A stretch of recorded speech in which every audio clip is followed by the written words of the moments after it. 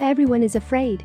But out of fear, we often avoid situations that are very important to us. We show you strategies to overcome your fears. Fear, a sensible reaction. To understand your fears better, you can take a look back. Fear is a biologically meaningful reaction. When danger threatens, it ensures that energy for flight or fight is mobilized in our body. It can also protect us from overly risky situations. This biological mechanism has ensured our survival in many situations. So the function of fear is to preserve life. Overcoming fear, does that make any sense? Most fears are created by evolution, e.g. fear of high altitudes, sudden movements, pain, blood, certain animals or being alone. Our ancestors were previously exposed to the sources of danger and needed a good alarm system to protect their lives. That is why overcoming fear is not about getting rid of it.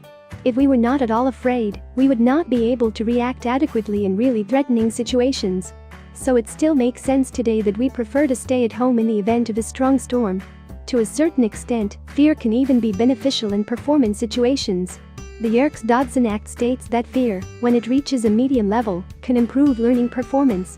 Only too much fear has a negative impact on performance.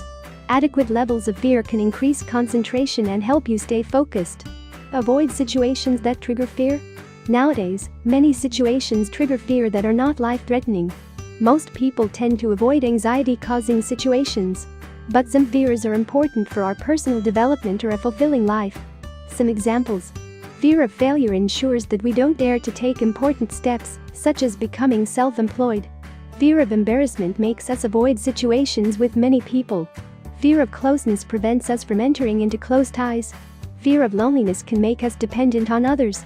Fear of talking to people prevents us from making new contacts. Fear of exams ensures that we cannot show what we are made of. Fear of conflict keeps us from expressing our needs. What is clear from these examples? A variety of situations can trigger fear, especially those that create self-doubt in us because we can potentially fail or social rejection threatens.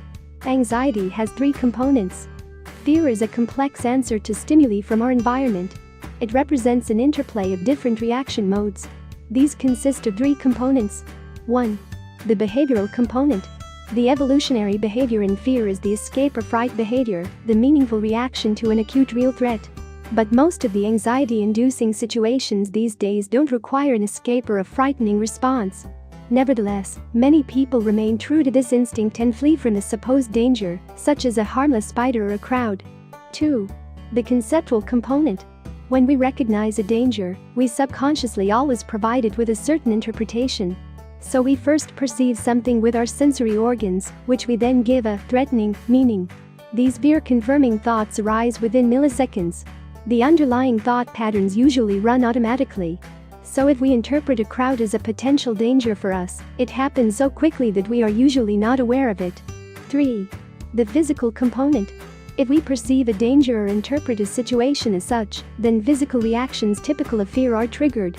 These include increased heartbeat and breathing, sweaty palms or digestion. Fear strategies deal with these 3 components. The goal is not to get rid of fear completely. Rather, it is about how you can cope with important situations despite the fear. If you were interested in this topic, write it in the comments, then we will make an extra video on how to overcome the fears. Thanks for watching, stay healthy and we wish you a nice week.